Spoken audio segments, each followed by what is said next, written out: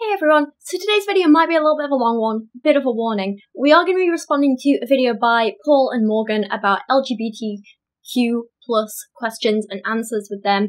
It's a cringy one, so prepare yourself. But before that, there are a couple of little points I want to talk about and kind of address before the video starts. As you guys know, I've made a few kind of pro-LGBT videos before, right? It's something I feel really strongly about. And I often call people out for being, really homophobic in their videos. I think that's pretty obvious. And one of the most common comments I get from people who disagree with me is usually along the lines of, oh my god, you're so mean. They're just expressing an opinion. Everyone's allowed an opinion, you know? You know what? You're a hypocrite. Why are you allowed an opinion and they aren't?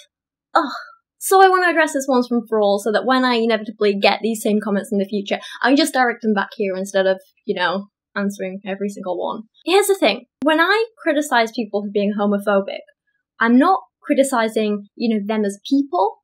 I'm not criticizing, their religious beliefs necessarily. I'm not even complaining that they have an opinion. If a person just doesn't like gay people, then that's kind of fine, don't date one. You don't even have to be friends with them if you don't want to, that's fine as well. That's an opinion, just, I don't like gay people. I might not want to be friends with you for having that opinion, but I'm not necessarily going to go out of my way to, shout at you for it. I can turn around and say, I think you're wrong, and then you have an opinion, I have an opinion, we're in the same boat. But when a person sits there and tries to make a person feel bad about themselves, they actively try and make them feel bad about themselves for something which is completely natural and harmless. I have a problem with that, and I will call you out on it, and I do think I have the higher moral ground, or whatever you want to call it there. I don't think I'm on the same level as you then. It's not just opinion versus opinion, it's you're trying to hurt people, I'm telling you to stop hurting them. That's the difference. When a person sits there and rallies to try and take basic rights away from people, like being able to get married, being able to be happy, being able to love another person without being judged for it, being treated with the same basic level of respect as everyone else, when a person tries to get that taken away from other people, completely innocent people, good people, for no logical reason, I have a problem with it and I'm going to call you out on it. To say that a person who actively calls out homophobia a hypocrite and say that they're just as bad as a person who's trying to deny rights from other people is using the same logic as saying something like, a person who calls out child abuse is just as bad as the child abuser, or a person who calls out slavery is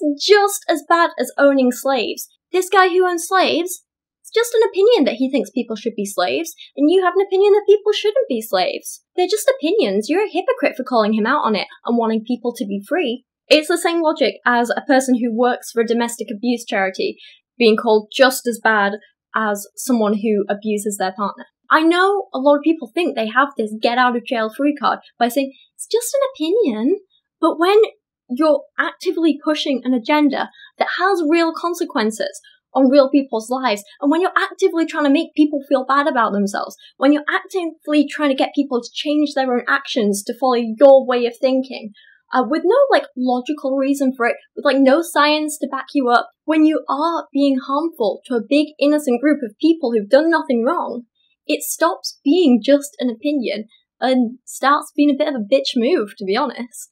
And when you make moves like that, it does open you up to criticism, and that does mean I'm gonna mock how stupid and harmful your views are.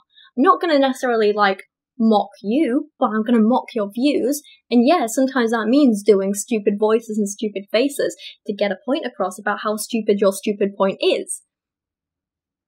Stupid.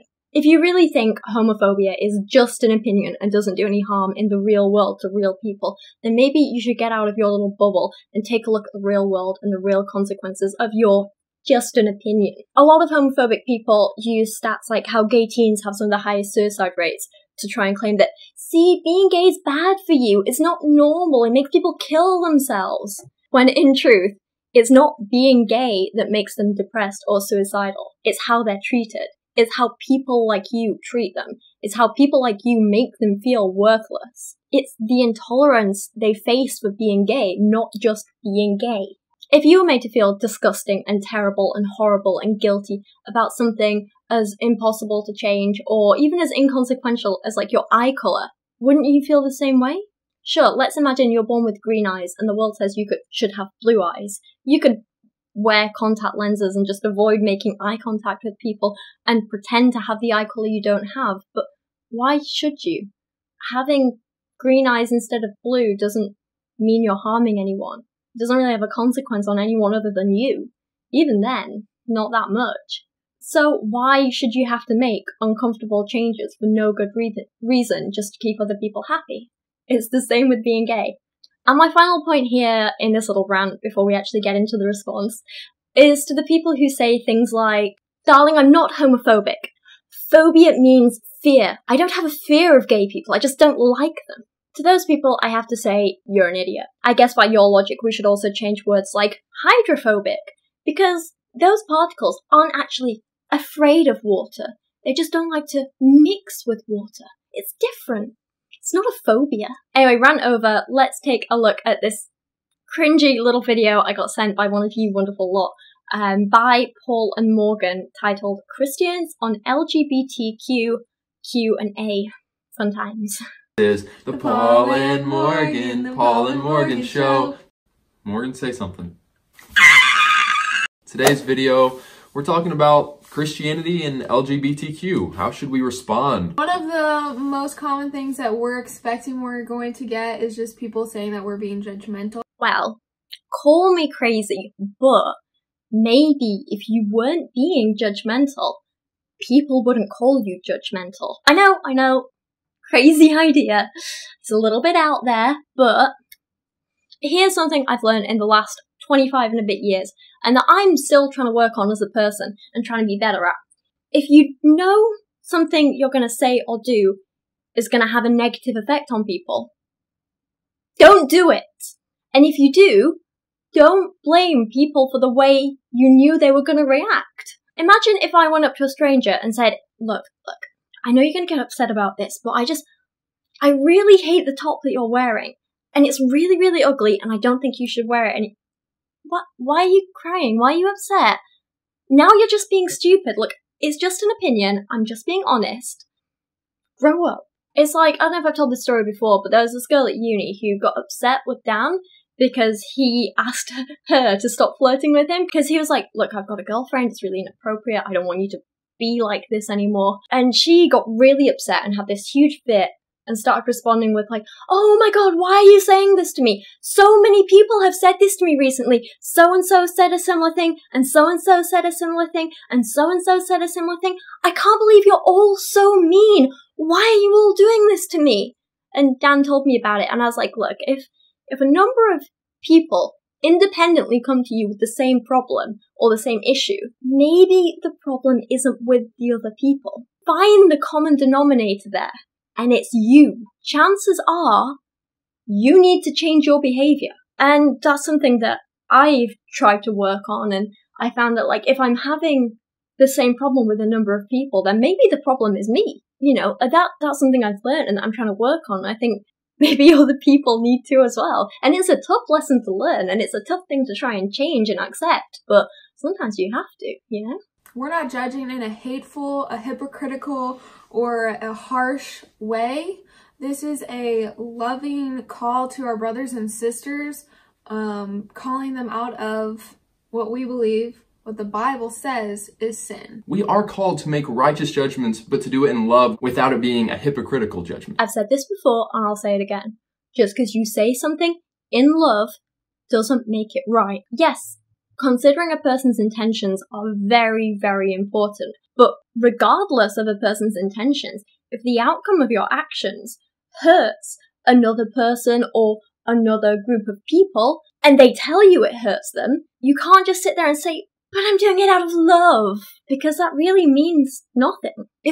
And I don't believe anything that I'm about to say, I'm just trying to make a point here, but if I came out with some ridiculous statement about how I think kids with Down syndrome are more difficult to look after than kids without it, and kids with Down syndrome have a harder life than kids without it, and, you know, the parents have a harder time raising their kids than kids without it.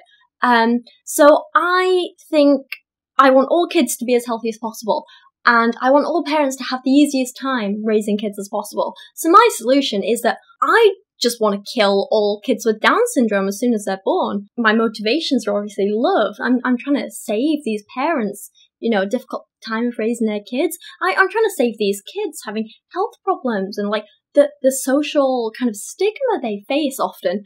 And I don't want them to have a rough childhood, so let's just kill them at birth, right? It doesn't matter if, you know, these kids have a right to live. It doesn't matter if the parents actually want the kids. Because I think I'm right, and I'm suggesting this out of love.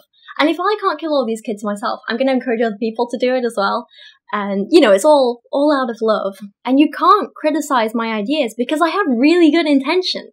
Do you see how ridiculous this is? And I'm just gonna, like, clarify again. I do not believe anything I said there. I feel like I need to, like, clarify these things now, otherwise people just expect the worst.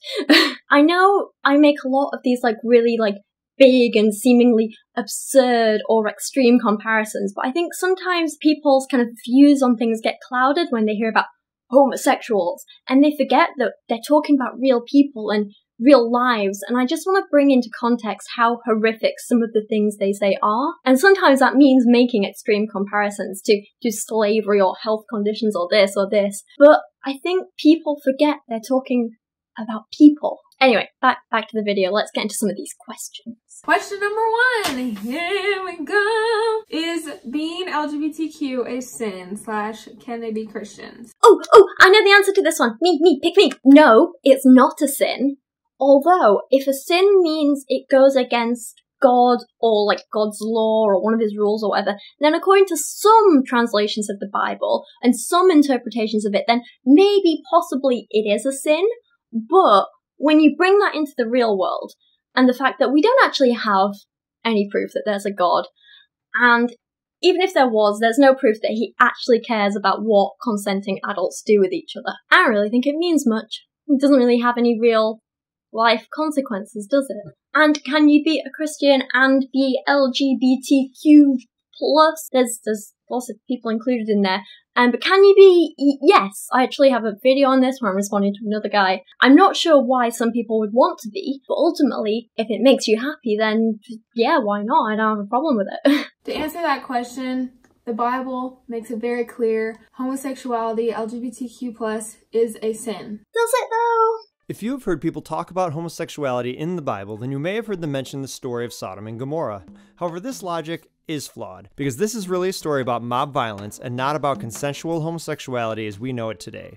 Leviticus 18:22 reads, "Do not lie with a man as one lies with a woman, it is an abomination." The book of Leviticus is more or less a set of laws given to the people of ancient Israel. The purpose of these laws was to keep them set apart from the nations that surrounded them. Some of the nations that surrounded Israel, like the Ammonites in 1 Kings 14:24, had men who served as temple prostitutes. If you wanted healthy children or a big harvest this year, then you would go petition one of your gods by having sex with one of the males at the temple. As we look at the Bible in context, comparing these two verses in Leviticus to being gay in our culture today is like comparing apples and oranges. Two very different things. Similarly, 1 Timothy 1:9-10 reads, "The ungodly and sinful, or those who murder, are sexually immoral, are practicing homosexuality, are slave traders and liars and perjurers." The original Greek word used for homosexuals is the same for both of these verses. The word is arseinokoites.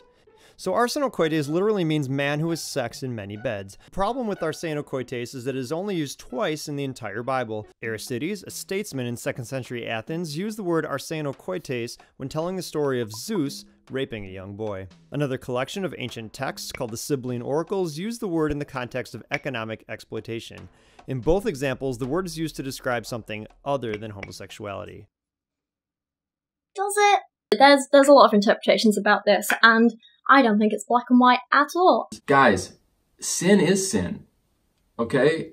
And sin, no matter what it is, separates us from God. The Bible says that for all have sinned and fallen short of the glory of God. So yeah, it is not right for the church to say homosexuality is this horrible thing and then brush other sins under the rug. Yeah, I believe some sin may carry more consequence and be weightier than others, but we have no place to, say this sin is horrible and this sin is okay. Wait, Paul, I'm confused. Which is it?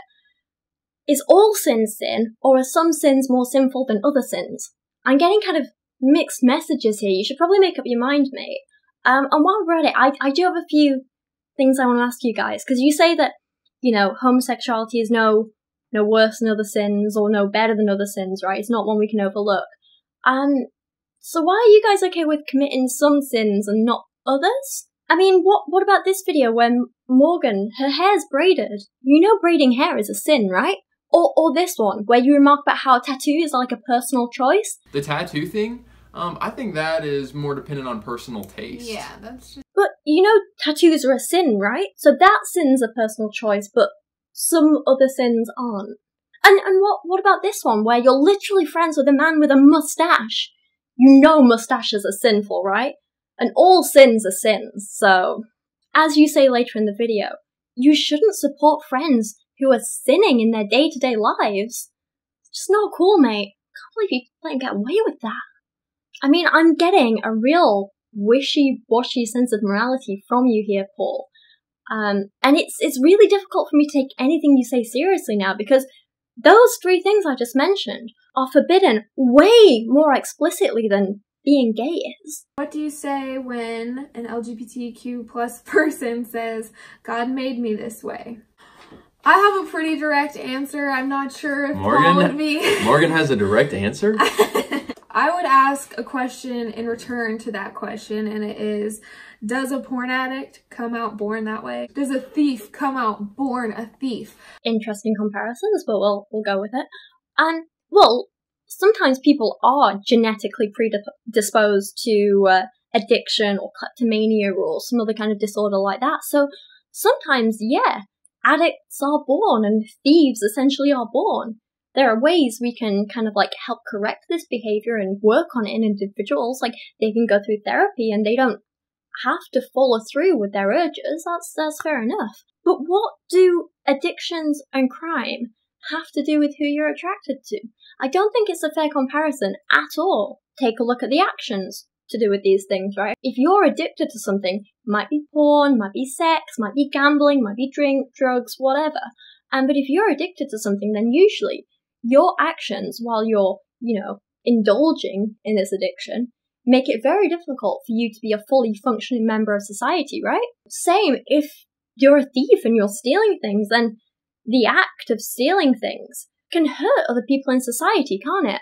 But if you're gay, the act of being attracted to someone of the same gender or falling in love with someone of the same gender and starting a family with someone of the same gender, I don't know what effect that has on society, positive or negative, that isn't any way different from a heterosexual person being attracted to or in a relationship or starting a family with someone of the opposite gender. So that's where I think your comparison falls apart. We are born into sin. The fall of man, Adam and Eve, because of their sin, we are now prone to sin as soon as we come out of the womb. God did not make it that way. Yeah. So no, God did not make you gay. We have the choice, the authority to turn away from that sin that we're prone to, whether that be murdering, whether that be lust, whether that be lying, cheating, stealing, homosexuality, whatever it is. Like, God gave us the authority to turn away from that. This old argument. God gets all the credit for the good stuff, and all the bad stuff is our fault. The big issue I have with arguments like this and things like this is that I can't just take the don't do it because you shouldn't do it argument as a reason to change my behavior. I need to have a reason to do or not do something. I need to understand the consequences of why I am or am not doing something. I don't murder people because I don't want to hurt anyone else. I don't steal things because I don't want to break the trust of anyone else or put someone's job in jeopardy or whatever. And in a similar vein, while I'm not gay or transgender myself, I don't care about other people being gay or transgender because, or asexual or anything at all. I don't care any more than I care if a person is born with green or blue or brown eyes. It doesn't affect me. It doesn't hurt anyone else. What another person chooses to do consensually with another adult, in terms of a relationship, whatever, doesn't affect me. This is the big question of our decade. Should I go to my gay friend's wedding? Oh, I know the answer to this one too. Pick me again. Although there are a couple of things to consider, for example, 1, have you been invited to the wedding? 2, are you free on the day of the wedding? And 3, Can you afford to go to the wedding? Like, transport and stuff. If the answer to all of the above is yes, you should go to your friend's wedding. Seriously, why not? Go support your friend. Celebrate the fact that they found someone they want to spend their lives with. Otherwise, you're just being a bit of a douche and a bad friend. Let's be honest. I don't know, maybe there are some circumstances where you may want to, like, boycott a wedding on, like, moral grounds. Like, if your friend is marrying someone abusive and she doesn't, like, see it or acknowledge it or I don't know, there are probably, like, exceptions. But on the whole, be nice. Support your friends. I don't think it's that difficult. We actually were just having this conversation with another Christian, and their leaning was it would show love to that person, even if you don't really agree with their lifestyle. It would show that you love the person to go to their wedding. Your friend is smart. You should listen to them more. I think Morgan and I would disagree that that is the right move. I think that we would say, you know what, the loving thing is to draw your line and to not show support for what the Bible calls sin. Yeah, love the person, but I think it's going to do more for them in the long run to show, I love you, but I'm not going to support you in an ungodly lifestyle. An example for me in my life was just, I had a friend growing up in high school who he came out as gay, and he came to me and told me. I was one of the first people who found out, and I just told him, like, I love you. I have so much fun hanging out with you. Like, you're one of my best friends in this school. But like, I cannot be the person you come to talk about your boyfriends. Paul, Morgan, you're bad friends. I would not want to be friends with you. And I pity your friends. Guys, this would carry over to if you had a friend that was suddenly choosing to embrace any, kind of sin. Like having an affair, stealing, whatever it is. Oh, so much of what they're saying is so bizarre. Like, let's take gender just out of this for a second. Let's not think about, like, he does this and she does it. Like, none of that. Let's take gender out of it and just think about people for a second, okay? They're trying to equate a person wanting to be in a serious, loving relationship with another person and maybe start a family with them to a person having an affair and breaking their partner's trust and lying to them. They're not the same thing. One is not as bad as the other. They're trying to equate a person wanting to have a consensual adult relationship, regardless of whether it lasts a few hours or a few decades, that doesn't matter. But a consensual adult relationship with another person, they're comparing that to a person taking things that don't belong to them without permission and, again, breaking trust or hurting people, lying to them, ruining someone's life, taking away something special, putting someone's job in jeopardy. They're equating those two things. Again, they're not even on the same level. Anyway, let's skip some of the more boring bits in this video and go to this part. Question number 6. Thoughts on transgender people? Oh, right. The Bible says that before you were in your mother's womb, I knew you. God knew you. And so, why would you try to change who God has created you to be? Oh, I don't know, Paul. Why do people dye their hair, put on makeup, wear clothes?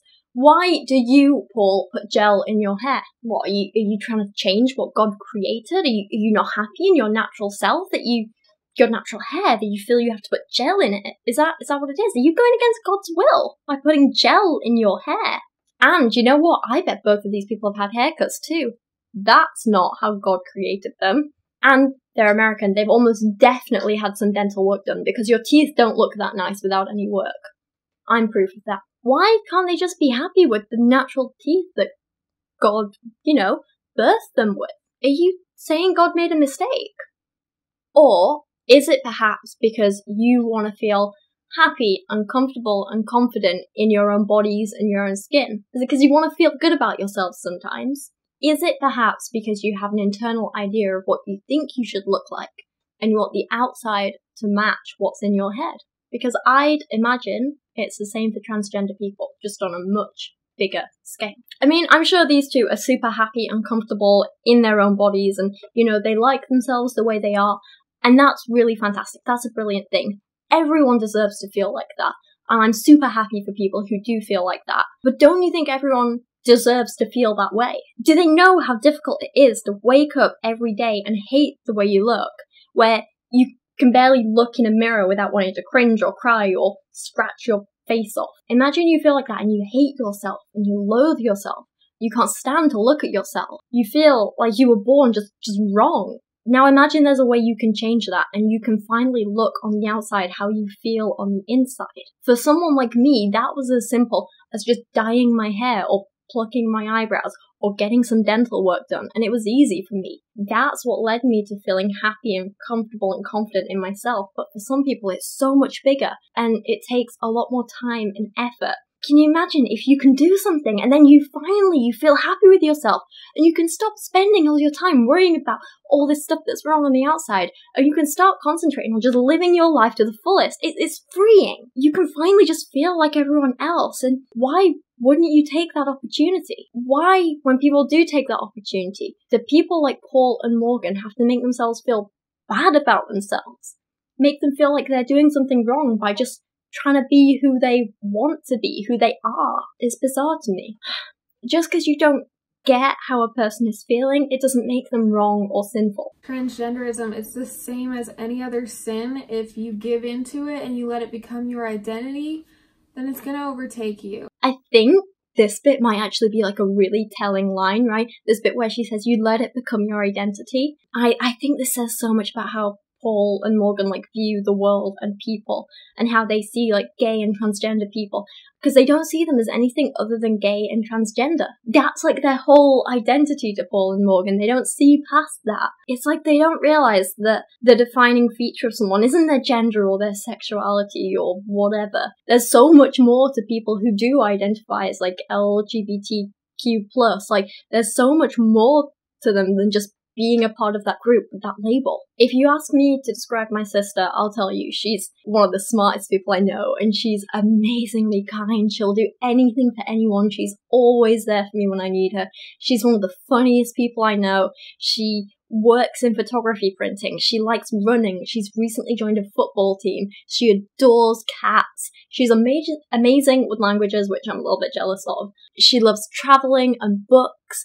And there are a million things I could tell you about her and list before I'd even think to bring up, like, oh, and she's gay in a regular conversation. Because to me, it's not like a defining feature of her identity. It's just another part of who she is. She doesn't, like, introduce me to her friends by going, hey, this is Rachel, my sister, she likes boys. So why would you do it the other way around? Question number 7, Morgan, hit us. Do you believe a gay person can become not gay and live a heterosexual life? Yes! Yes, we do! There is hope for the broken, rest for the weary. Oh, wow. Seriously though, Paul, like, if you think this is true, then, you need to get out of your little bubble.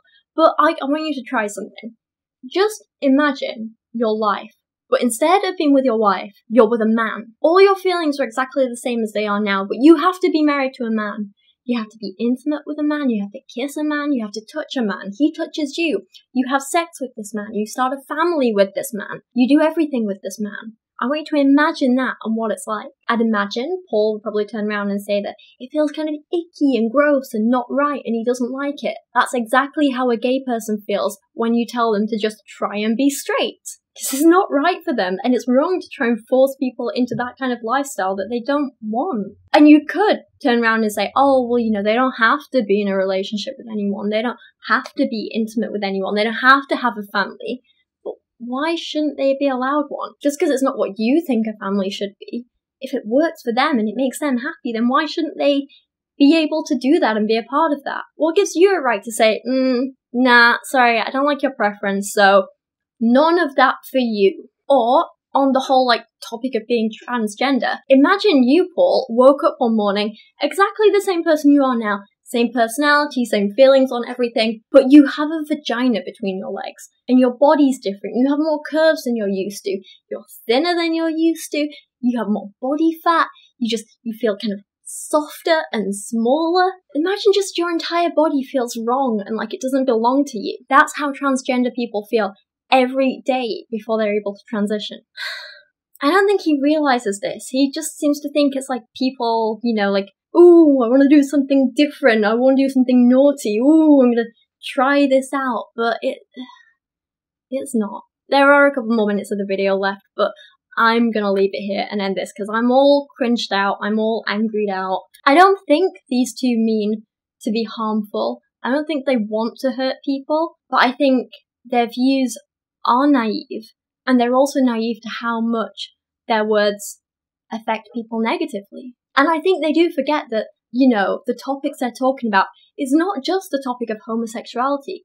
They're talking about real people's lives, and I think they forget that. At least I hope they forget that, and they're not just being heartless bitches. I'm hoping it's the naivety thing. The other thing I want to end on is just by saying, I hope anyone who is struggling with their sexuality or gender identity or anything like that, I really hope they don't watch their video. And if they do, I hope they don't take them seriously. I hope they don't listen to them, because it's not going to help anyone. Paul and Morgan's video is there to make homophobes feel validated in their view, and probably not intentionally, but it is there to make LGBTQ plus people feel bad about themselves. They're targeting vulnerable people and making them feel worse. They're telling them that there's something wrong with you and you need to change, and they're wrong. There's nothing wrong with people who have a different sexuality or gender identity, or they're unsure about things, or they're questioning things. There's nothing wrong with any of that. It is completely okay, and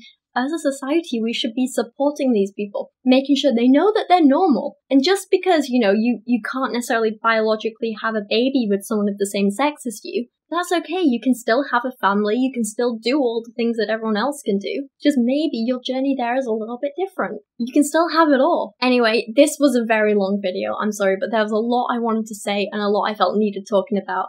So I hope you stuck with me through this. If you did, thank you so much. Thank you for watching today. Thank you for sticking with my channel and being amazing. And hopefully I'll see you guys again soon. Thank you so much for everyone who's supporting my channel this month, especially everyone supporting me on Patreon, including Gambit and his chauffeur, Deshawn, Mark Darner, Christian Berg, Rachel B. Royer, Jadeon Sheppard, Jaylee Moore, Religions BS, Sir Michael Moore, Christian Opitz, Sage Villarreal, Greg Ladd, and Spencer Young. You're all seriously amazing, and I can't thank you enough. Also, check out everyone else mentioned on the end screen here and down in the description below. And if you got a little bit of spare time and you want to check out my merch store, then you know, you can do that if you want. No pressure.